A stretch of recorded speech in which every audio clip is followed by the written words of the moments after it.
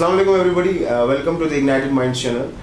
Today this is the first session of the orientation session which we are going to conduct for the students especially who have qualified the UPSC pre as well as the KS prelims examination. हमारा जो focus होगा mainly it would be on the mains examination, upcoming mains examination for the students. और इसी सिलसिले में we have our guest, first guest for this expert talk and Mr. Saqib Yusuf.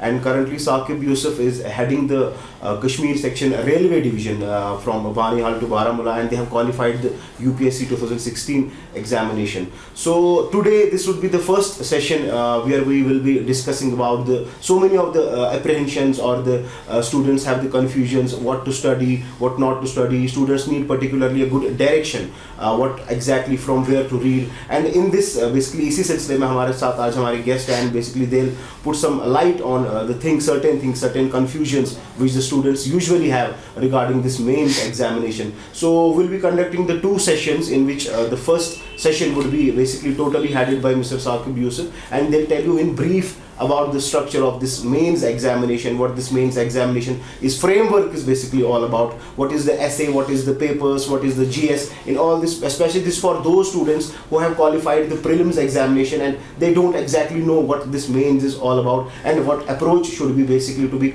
taken into consideration while studying for this mains. So we welcome you, Mr. Saqib. Thank you very much. And let's start directly with this mains. What is this mains all about? But before that, I would request you first to tell something about yourself and what have you qualified and in which year?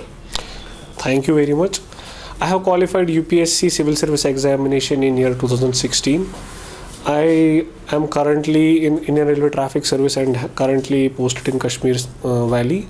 I look after the Baramulla Banihal section of Indian Railways. My educational qualifications are I have done BTech in Electronics and Communication from NIT Srinagar. My optional was Geography optional in UPSC examination. This is a brief introduction about me. Well, the session that we are having today is about students who have qualified prelims and who are planning to write mains next year somewhere around February. Yes. Hopefully the examination will be on time. Well, mains and prelims, they are exactly two different examinations. One is an objective examination in which you need to know a lot of facts. You need to able to have a very vast understanding of each and everything. Mains, on the other hand, not only checks how much content you have, how much content you remember, but whether you can present that content in a structured manner, whether you have some original thoughts of your own, whether you can link various subjects together. So mains is a very, very comprehensive examination. Mains, as we know in JKPSC, it consists of 8 papers. One is your English language paper, which is of qualifying nature. So mains consists of 8 papers. Okay. English language paper is your compulsory paper, which is of qualifying nature. After that are the 7 papers whose marks will be counted in your final cutoff. Sir, I would like to request you if you tell our students basically who just want to know about this mains only. Yes, so yes. What approach should we do and exactly the framework, because many students don't know exactly what essay is all about, what the GS papers are all about, what is the importance of ethics, disaster management, GS kya hai basically, yes, and essay kya hai. So it would be just if you tell them in brief like what is the structure and framework of mains all about. Yeah. Well, let me start with a basic introduction of what mains examination is all about. अगर आप लोगों ने syllabus देखा है, hopefully I hope कि सब ने syllabus देखा है, पढ़ा है, सबको सिलेबस ज़बानी याद भी है.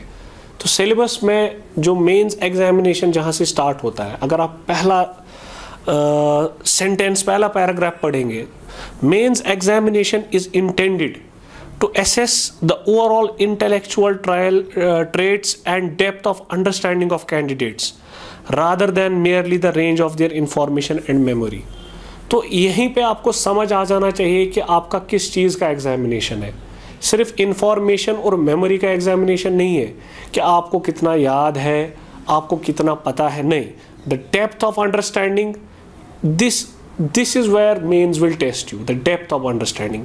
आपने जो समझा, आपने कितना समझा, आप इस टॉपिक पे कितना क्रिटिकली इसको एनालाइज कर सकते हैं, कितना आप इस टॉपिक को अंडरस्टैंड करते हैं, आप इसको बाकी टॉपिक्स के साथ कैसे लिंक कर सकते हैं. How does a certain thing in one sphere influence other things in other spheres. How an economic decision has effects on the social fabric of the society. How a social evil can manifest in economic and political domains. This depth of understanding is what mains examination will test you upon. Now coming back to कि mains में कौन कौन सा paper है, mains examination किस चीज़ के related है. आपका एक पेपर होगा qualifying paper on English language, जिसमें आपका बेसिक इंग्लिश लैंग्वेज का एग्जामिनेशन होगा. It's a qualifying nature. इसके मार्क्स आपके ओवरऑल कट ऑफ पे काउंट नहीं होंगे. आफ्टर दैट आपका जो पहला पेपर होगा जिसके मार्क्स कट ऑफ की ओर, कट ऑफ में आपके इंक्लूड होंगे, that is the essay paper. You will be given you will have to write essay on 2 topics. आपको 2 essay लिखने होंगे of 1200 words each. आपको 2 section दिए होंगे. In first section out of 4 topics you will have to choose 1 topic.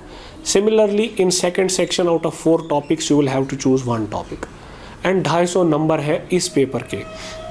This paper does not require कि आपको एक additional कोई किताब पढ़नी है, आपको एडिशनल मेहनत करनी है. Whatever you have learned in your general studies during your current affairs preparation from your optional, you need to be able to structure and organize that information into writing a very simple, crisp and very well mannered structured essay on a certain topic. These topics usually they are from politics, economics, philosophy, ethics, current affairs, science and technology.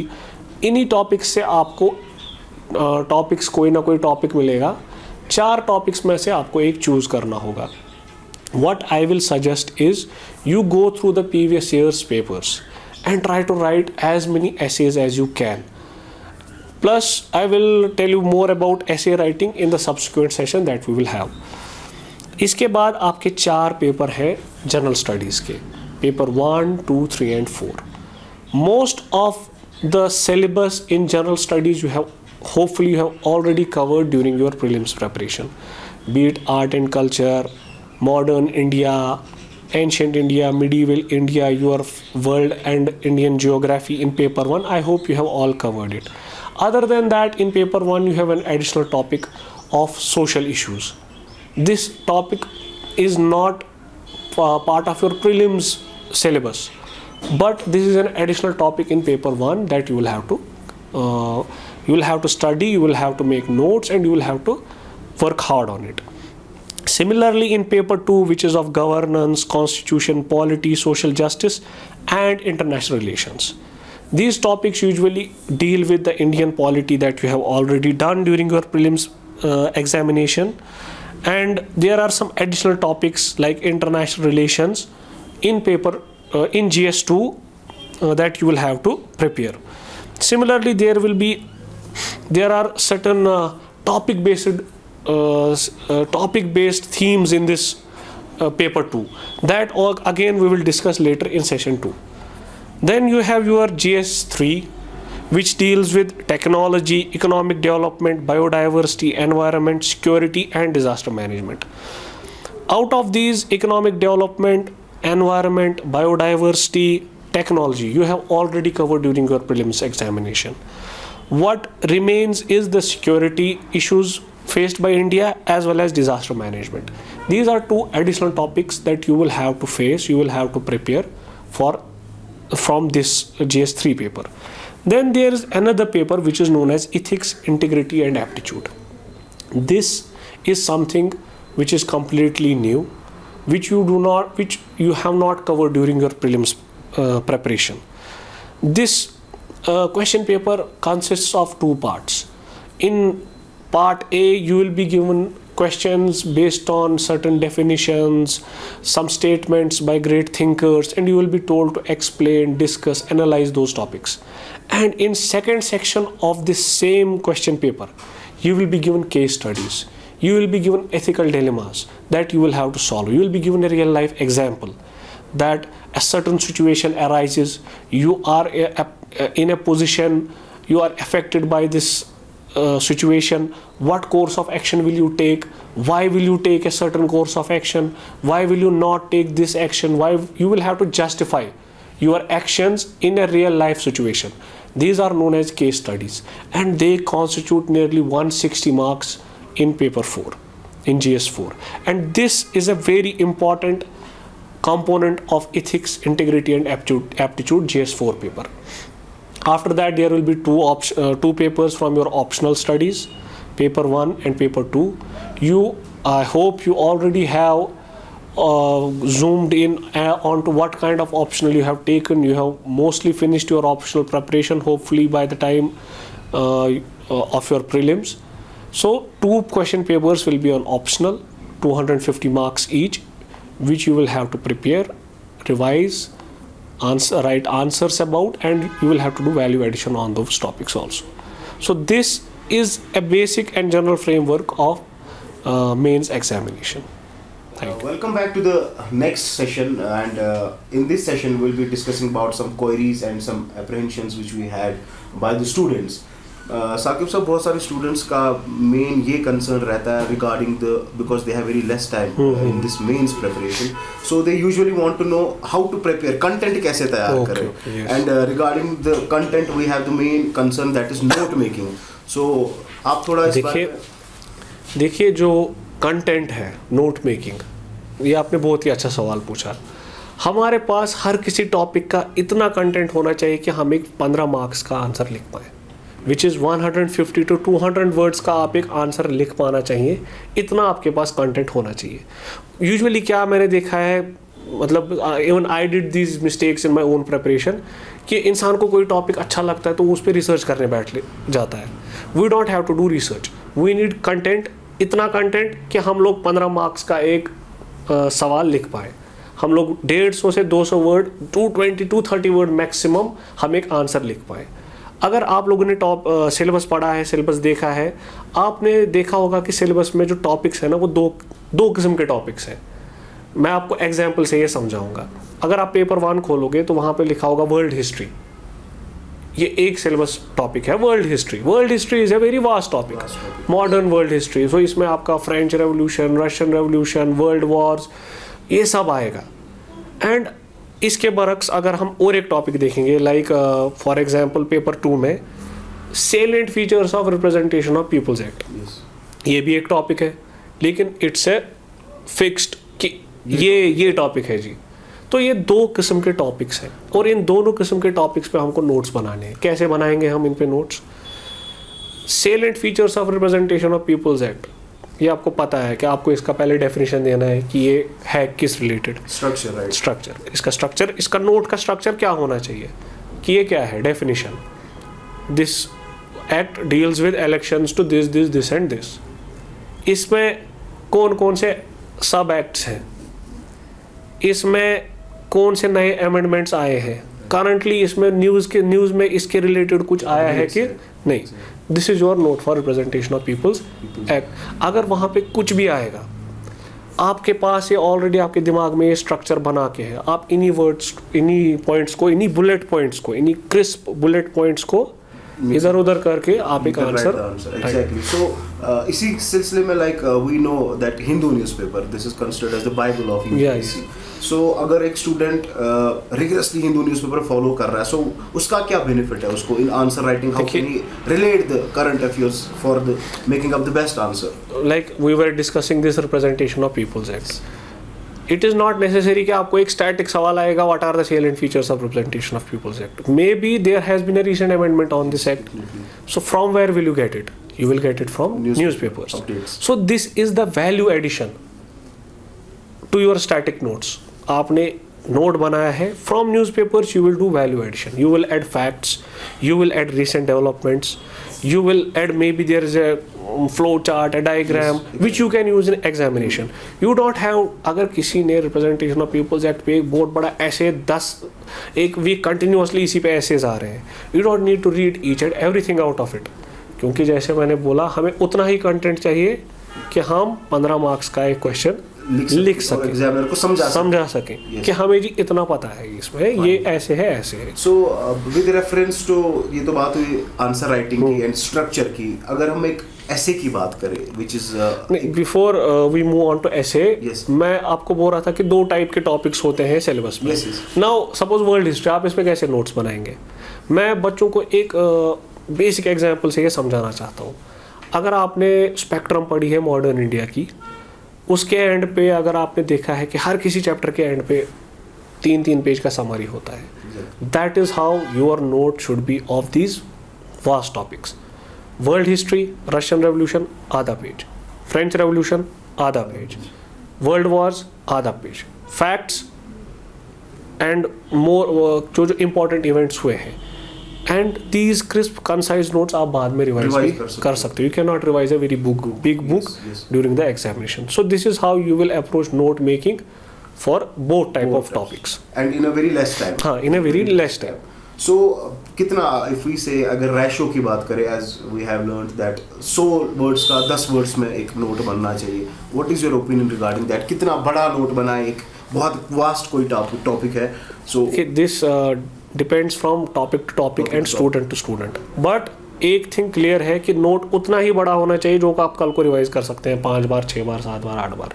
If you are making a note, वो इतना बड़ा है कि आपने पूरी किताब ही छाप दी उसमें, या वो इतना बड़ा बन गया, आपने इतना वैल्यू एडिशन किया, आपने उसमें इतने फैक्ट्स डाले कि आप कल को ना वो रिवाइज कर पाए ना रिकॉल कर पाए।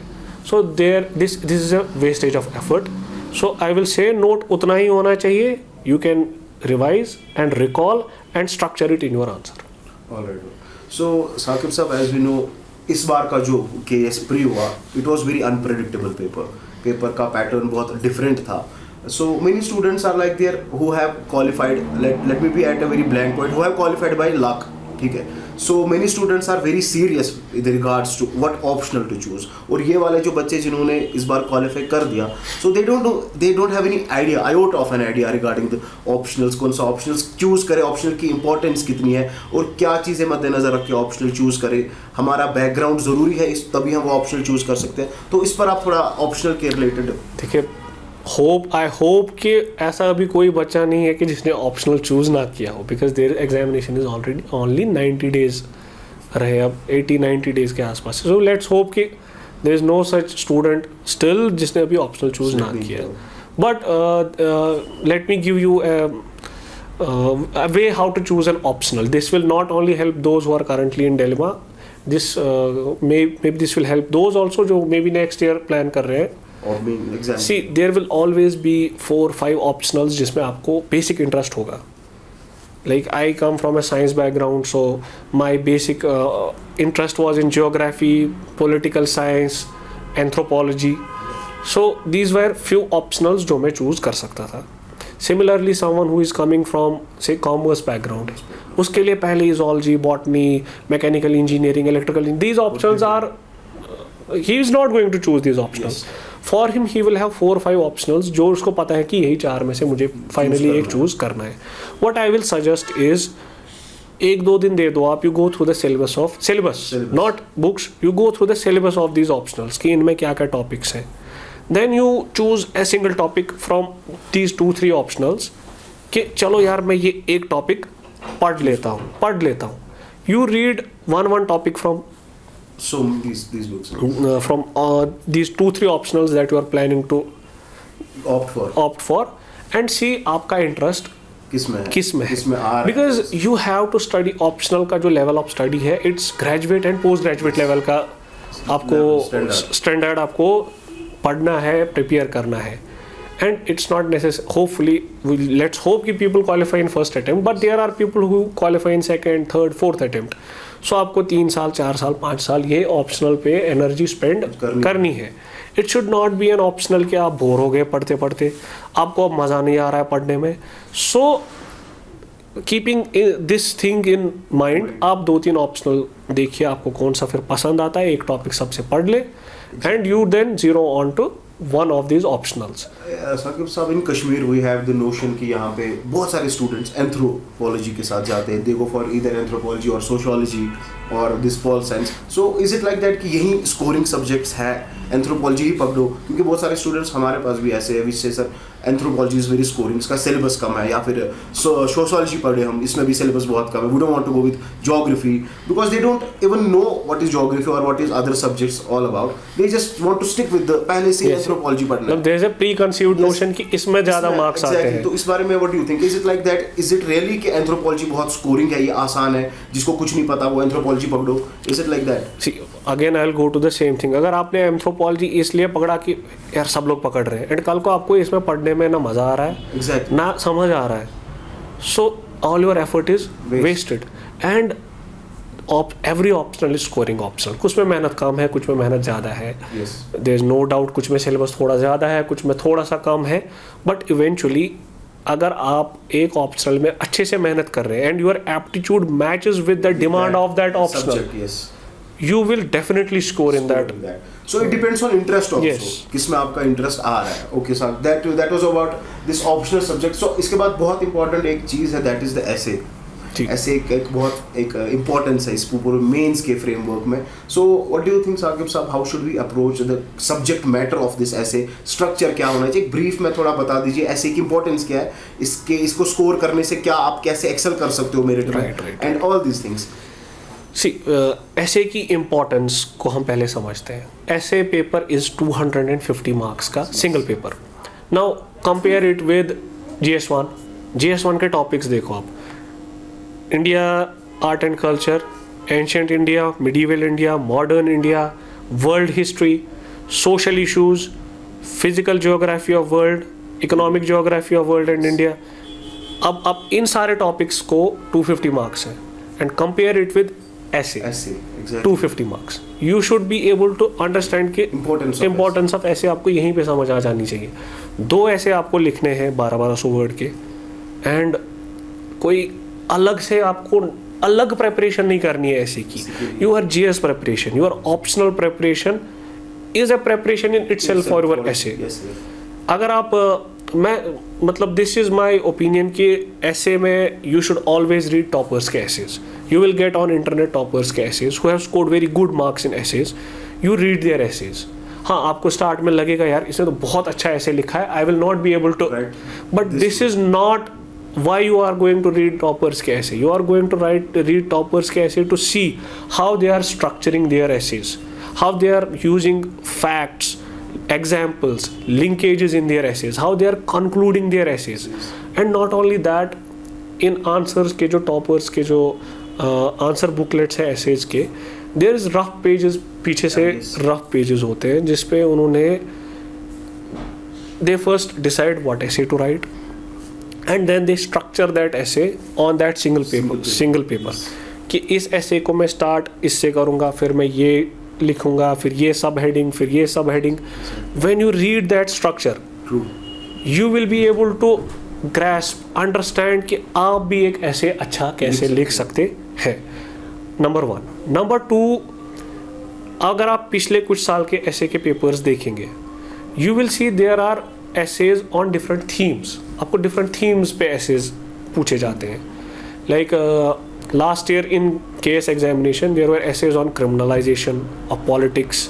There was an essay on subsidies and their impact on Indian economy. There was another essay on ethics. So there are different themes जिस पे आपको essay. You will not be proficient or comfortable in writing essay on each and every theme. Everyone has his or her strong points and weak points. How will you get to know your strong and weak points? Only when you will attempt. What I will suggest is कि आप हर Sunday 2 ऐसे 3 ऐसे लिखें. After a few ऐसे after you right few ऐसेज आपको समझ आ जाएगा कि आपका एप्टीट्यूड कैसा है, किस ऐसे में है, कौन सा टॉपिक का, कौन से थीम बेस्ड ऐसे आपको you are more comfortable with. Like I was more comfortable with essays which dealt with international relations, global organizations और साइंस एंड टेक्नोलॉजी. सो मैं प्रिपेयर भी टॉपिक्स वही उसी हिसाब से करता था. सो यू डिसाइड कि आप किस किस थीम के साथ कंफर्टेबल हो. What you then do is you make 10 themes, suppose politics, economics, ये इसमें सब टॉपिक्स ये आ सकता है ये, and you make notes for those themes, yes, for those themes which you will eventually use in essay.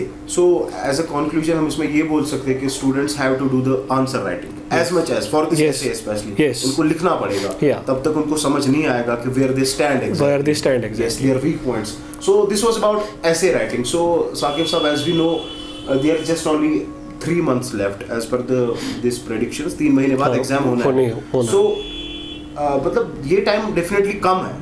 If we talk about students who haven't started their preparation from very long, क्योंकि कुछ students ऐसे भी जिनका qualify हो गया ना, दे यार क्या करें, 3 महीने का वक्त बचा है. So what do you suggest कि एक इस 3 महीने को एक serious aspirant ने बहुत पढ़ा है और वो वाला student इसने भी optional भी नहीं choose किया है, आप एक nutshell में उनको क्या बताओगे how to approach this whole mains examination in just 3 months span of time? देखिए 3-4 टाइप्स के स्टूडेंट्स हैं अभी हमारे पास जो हमने देखा है. एक जिन्होंने GS भी पढ़ा है एंड ऑप्शनल भी पढ़ा है, बेसिक नोट्स उनके रेडी हैं. For them they have to revise, write answers, and जो एक्स्ट्रा वैल्यू एडिशन वो करेंगे, फैक्ट्स, न्यूज़ में करंटली क्या आ रहा है, they will do value addition. कुछ स्टूडेंट्स ऐसे हैं जिन्होंने GS तो पढ़ा है, अभी ऑप्शनल उतना नहीं पढ़ा है. For them I will suggest कि in next 15-20 days they finish their optional also, and then again they will do the same thing, revise, repeat, write answers, value addition, ये करें. अब कुछ स्टूडेंट्स ऐसे भी हैं जिन्होंने ना अभी पूरा GS पढ़ा है and they have yet to choose optional also. They are हाँ, for them I will suggest is smart study when it comes to GS में what I mean by smart study. अगर वो कुछ पिछले साल के पेपर्स एनालाइज करेंगे, they will see कुछ टॉपिक्स का वेटेज ज़्यादा है, कुछ टॉपिक्स का वेटेज कम है. पेपर 1 लेते हैं फिर से हम. World history every year they will be asked 1 question and syllabus 2 asked. Social issues, a small synopsis they can download from internet. Google करके social issues in India, they will find synopsis of various issues. मतलब ready-made material बना के है 30 page 20 page का, and from that they can get 4 to 5 questions. So that's what is smart work. So they need to identify these areas जिनमें उनको minimum effort से maximum result, and concentrate on them in their GS. I hope they choose their optional as soon as possible, and then एक basic text पढ़ ले. Like in geography, students who have to read physical geography, there's a basic text of Savindra Singh. So Savindra Singh कम से कम एक बार पढ़ ले. If they cannot make notes this time, they can underline the important points, highlight them. Value addition का time अगर बचता है तो later on they can do value addition, but important है कि जितना जल्दी हो सके all of the syllabus का एक reading कम से कम होना चाहिए, so that they can move on to the next phase of revision and answer writing. Yes, definitely. Because without answer writing, it is very tough to qualify this examination. आपको 3 घंटे में 20 question लिखने हैं. You need speed, content, presentation. आपके पास content है लेकिन आपने आज तक आंसर राइटिंग प्रैक्टिस नहीं किया है, so you don't know how to present and time कैसे यूटिलाइज करना. And if you have done enough answer writing, अगर आपके पास कंटेंट कम है but you know how to present your less content in a better way, so you can score more. So answer writing is very important. So this was about smart work also. कैसे आप smart work भी करोगे, कैसे answer writing भी करोगे. So at the last, Saqib Sahab, as we know many students here, as we know the circumstances around, अभी Covid के हालात भी है, students are stuck at home, they don't want to go out. बहुत सारी circumstances है. कुछ students के according, in case there is always a dilemma existing कि होगा नहीं होगा, क्योंकि एक deferment gang exists there which always wants to go to the court with some reasons कि नहीं ये इस बार problem थी age को लेके. So there are students who are always confused and उन्होंने बहुत preparation भी की होती है, especially these serious students. So what do we suggest them कि क्या करें? Should we just focus on your studies, चाहे 3 महीने बाद exam हो, चाहे 6 महीने बाद एग्जाम हो? Don't follow this preconceived notions कि इस बार ये फिर से होने वाला है, या एग्जाम नहीं टाइम पे होगा, या ठंड होगी फेब में, आप कैसे लिखोगे? स्टूडेंट्स आर ऑलवेज, मतलब let's what would you give them as a hope, एक कैप्सूल के तौर पे आप क्या बताओगे? जो आपके हाथ में है आप उतना ही करो। Exactly. आपके हाथ में है पढ़ाई करना। आपको पता है कि February is the tentative date for examination, what's in your hand to study, you study. किसी को बाकी जिनको जो करना है let them do it. You do not have enough time to think about all these secondary issues. Yes. Your main goal should be to finish your syllabus, revise, write answers and write examination in February. Yes, yes. This should be your main goal. फिर exam पीछे हो आगे हो on time हो, that is not in your hand. In your hand is to study. आप पढ़ाई कीजिए. So leave these secondary topics, जिसको जो करना है, जो जिस चीज़ के साथ है, let them do it. आप अपना पढ़ाई पे फोकस कीजिए। Thank you, Saqib Saab. Thank you so much for coming here. Or now we students know basically what is mains all about. How do you have to do the preparations? ऐसे कैसे लिखना है? Optional कैसे choose करना है? What is the importance of smart work? Content कैसे prepare करें? Newspaper की importance क्या है? Basics कैसे clear करें? Optional को choose करना जल्दी कितना ज़रूरी है? So now you students all must be aware of all these things. And we again thank you, Saqib Saab, you for coming here. And students, this finishes the first orientation session in which we had our guest Saqib Saab with us basically. So students, this session started by, we have commenced, Ignited Minds have commenced basically these sessions which will be conducted every Sunday, and in these sessions we'll be having on next following 10 Sundays. हम ये 10 sessions हर Sunday को क्या करेंगे, जिसमें basically we'll have the faculty, expert faculty will be discussing on so many other things, कि ताकि आपको एक 2.5 महीने के एक वक्फे में 3 महीने के टाइम में आपको बहुत ज़्यादा preparation और help मिल सके कि कुछ चीज़ों को लेके कि जो आपको नहीं पता। Like we'll be discussing, we'll be having the sessions on this, how to approach basically KAS studies कैसे करें, especially हम GS ethics को लेके बात करने वाले हैं, कैसे ethics portion को हम complete करें, उसकी importance क्या है, उसमें कुछ important input some students को यहाँ से देंगे which will basically help them in a very smart ways. उसके बाद हमारे sessions ये Sundays को होंगे which will include the essay writing, जिसमें हम 6 घंटे की हमारी ये Sunday का session हर Sunday होगा next 10 Sundays, which is totally free. Here will be basically included in this the essay writing.